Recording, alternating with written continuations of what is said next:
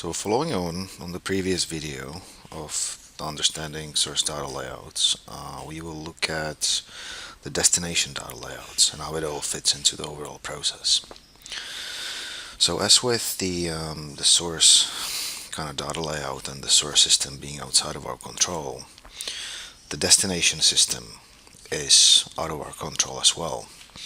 So the destination system, if it's an API, going back to the WooCommerce, there is a RESTful API and it's got all these entities underneath, which are coupons, customers, products, and so on.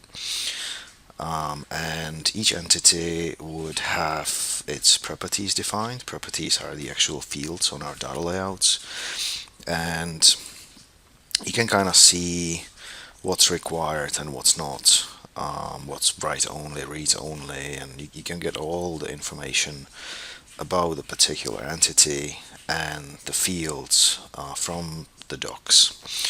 So in destination data layout, we basically telling desync what data, what fields will be sent to the destination system.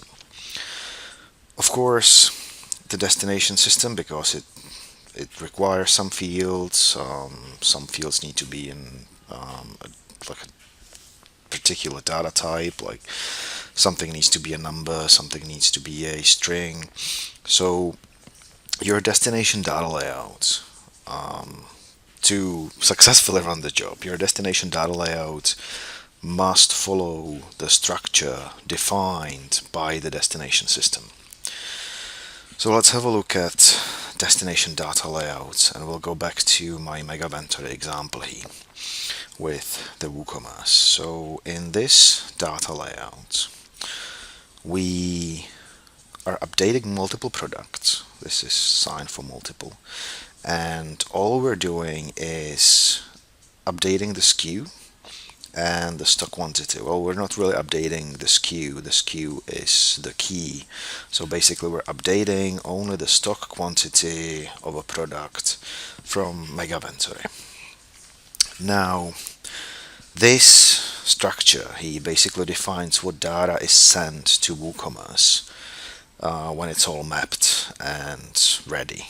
So when it hits after the mapping engine and the destination data layout, then the data sent from this green, from desync to the destination system, will be in this format. So it will be a JSON, there will be array of products, and each object underneath that array, each product basically, will have two fields, one SKU, which is a text field, and one number field for stock quantity. And we can actually see it on the job history, what gets sent, and that it is as per the data layout.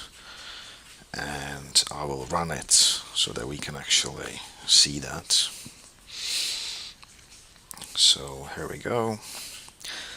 The output data is what gets sent to the destination or target system.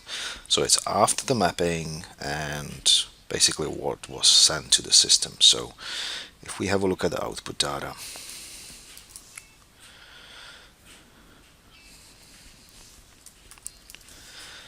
you can see that there is an array of products.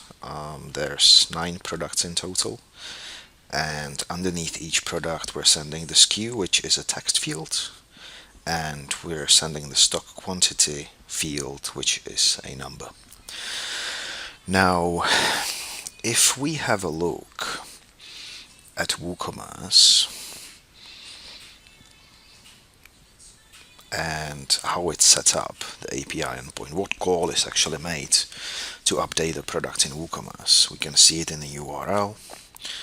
We are using the products bulk, the version 3 of the API. So if we go into WooCommerce here,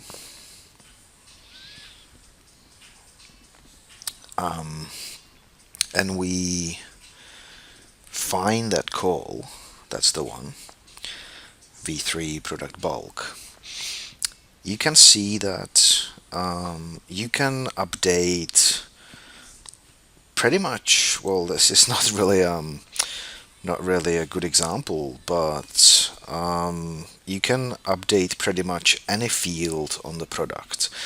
In WooCommerce, they're called properties. So if we look at the properties again, edit only. So I can update the name, which is a text field.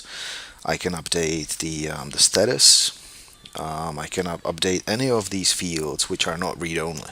Of course, if it's read only, then you can't really update it. You can only read it, get it out of the WooCommerce. So let's have a look at the data which the Megaventory gives us in this call. So if I go back to the source,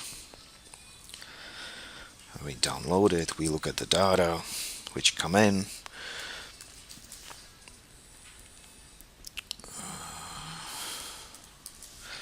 Here we go. So we have a lot more data. Like we don't have just the SKU and the quantity. There's a lot more in here. So there's a description. There's got to be a price somewhere. Here we go. So product selling price, product purchase price, weight, and all that stuff. Image even. There's even an image. So what if we wanted to update more fields? What if we want to add the price to the product? So if we have a look at the product, this is my test product which is in there, DVDK01. You can see it doesn't have any description right now. It doesn't have any price. So let's update it. Let's take the data which are available to us from Megaventory and let's modify the destination data layout so that we include the price and we include the description. We'll map it and we'll update the product.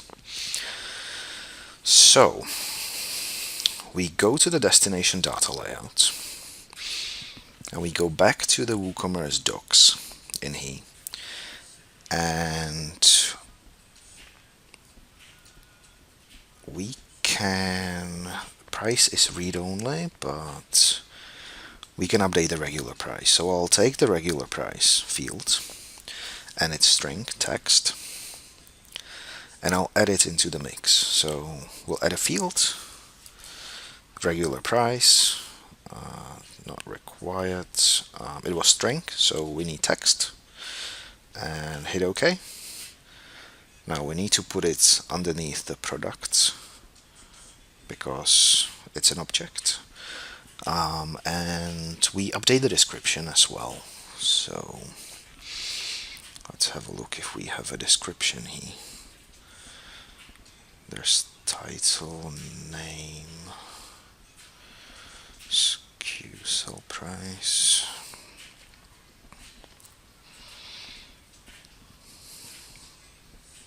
There we go, description, product description. So again, it's a string, which is a text field. So we'll add the description into the mix. Description, text, OK. And that's it. So I'll save it now. Save the data layout.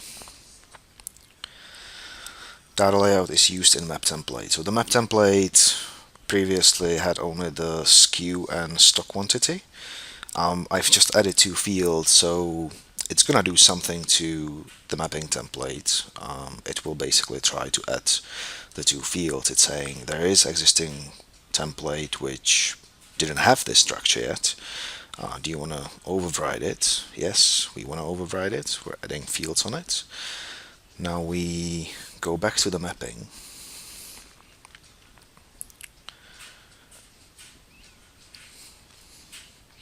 So this is our current mapping as it was before. What you can see here, it's telling you that it's missing destination fields, and that's coming directly from the destination data layout. We've added the regular price and we've added the description fields, and all we need to do in here to basically update the map template as per the changes we've just done to the target data layout, we can say just regenerate the map. and this drops the 2 extra fields on it. We'll save it. And just for fun, I'm not gonna map anything right now onto it, and we'll see how it changes. So previously, if we look at the data we were sending to WooCommerce, you probably remember that that was just the SKU and stock quantity underneath the products array. Now we've added 2 new fields, but we didn't map anything on it. So I'll run that job again, and I can just run it right from here.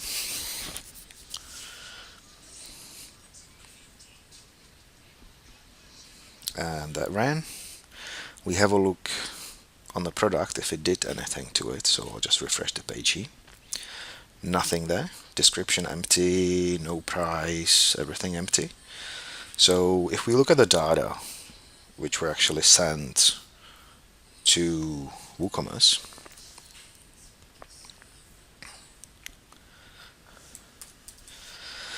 the fields are there. So we have regular price field and we have description field, but there is nothing mapped to it. So they're empty. So how do we map it? Regular price and description. So I just click to add field, and I need to find that price field. So we'll just filter here. Price. So we will put in product selling price. So we'll map the price to that, and description. And description from the Megaventory, there was product long description. Here it is. So we can map the product long description on it, and we can save it. And now after I run it, we should actually get some values in the regular price and description as per the data which are coming in from Megaventory, and it should update the product in WooCommerce. So let's run it and find out. Run.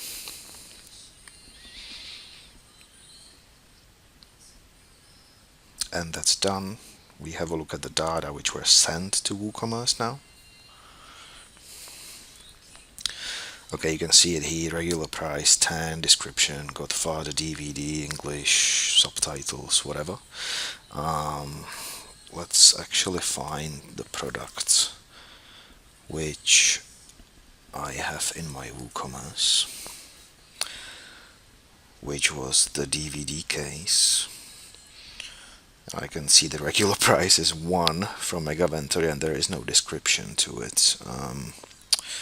Yeah, it's not really a good example, but we should have the price of $1 onto that product already updated. So if I refresh here, see regular price, nothing yet. Refresh, and regular price is 1. So that's how easy it is to actually map or add or edit what gets sent to the target system. So you're basically adding a field, mapping based on what's available to you coming in from the Megaventory, and mapping it onto the fields again available to you in the WooCommerce.